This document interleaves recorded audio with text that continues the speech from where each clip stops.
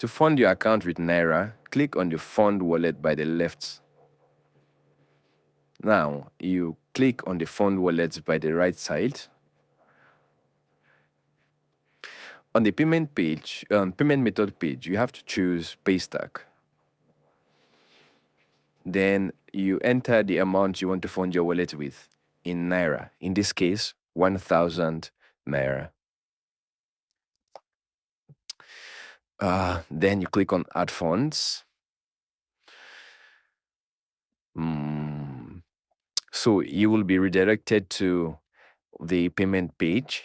So you just have to wait patiently for the page to load. So it's loading right now. You just have to wait patiently for it to load. Okay, so on this page, you can choose either to deposit with your card or you can choose transfer. For this, choose transfer. You click on transfer, then wait for an account number to be generated for you. So an account number has been generated. What you have to do now is to send the exact amount displayed to this designated account number. It's a one-time account number, so you can't use it twice. Okay, the money has been sent and it's waiting for confirmation.